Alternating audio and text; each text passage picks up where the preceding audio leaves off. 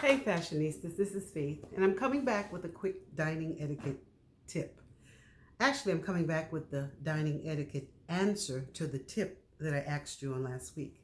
You remember on last Thursday, I asked you about the plates, and I held two different types of plates up before you, and I was telling you about my children and how when I do the dining etiquette courses for the youth, how I would use these plates as demonstrations to them. So I held up one plate and I asked you about this plate, and I said, would you know what this plate represented if you saw it, right? And some of you came on the line, and I thank you. I thank you for your answers. I thank you for saying that you didn't know, and those that did know, you said you knew. So for those of you that didn't know, when you see the plate in any dining, let me rephrase that. When you are finished with your food, you should set your plate with your knife and fork, with your fork positioned at the clock, number 11, and the bottom part at number 4. And so when your fork is positioned, when your cutlery, not just your fork, your knife and your fork are positioned in this way, at the 11 pointing and the 4 at the bottom, notice the fork is turned upward. It's not face down, it's still upward, okay? And what this does is it notifies your server that you have completed your dining experience and that now they can come and clear your table if that's what they choose to do, okay? So that was the answer to the first plate that I held up. I think I did it purposely. I held the last one up first, just to confuse you a little bit. I'm sorry, I did that. Yes, I did.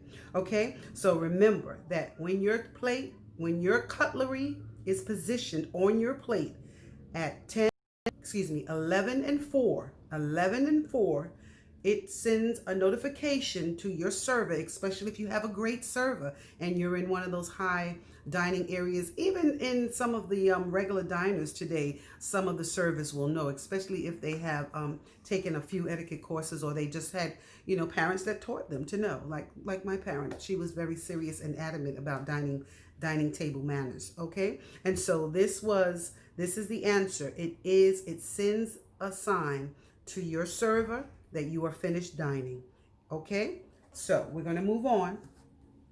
And this plate represents, now I want you to pay attention to the positioning of the cutlery, because it's what does the talking when you don't have to. Okay, on this particular plate, you'll notice that I'm going to move it up, hopefully that you can see it a little better. You'll notice that the fork and the knife are crossing one another, but they are not in the center. They're just like at a pivoted point at the top. Notice that the fork is over the knife and the fork is facing downward.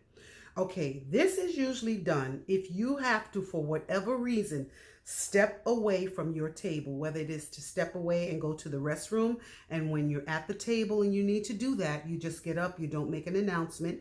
If you have to step away to answer a phone call or something like that, which it shouldn't be a problem, because most phones should be on vibrate or mute. They should not be ringing in the restaurant. That is also a poor table manner etiquette, that you shouldn't have it on. And we'll talk about that as time goes on. So this here, let's say you had to step away from your table. So you got up and you positioned your silverware, your cutlery, in this manner. It tells your server, while your food is in your plate, that you are not finished dining yet, and you will be returning back to complete eating your food, okay? And this is what that means. It means I have not yet finished eating, okay? And so those were the answers. Not yet finished eating, and completed, come get my tray. Not my tray, come get my school. Come get my plate. You may come and clean my plate now. You may come and clean off my table. I'm not yet finished eating, and I am done finished eating. Please clear my plate.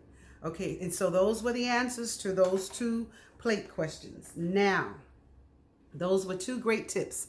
I hope you'll remember them, and if you'd like me to share some more tips with you, I would be honored.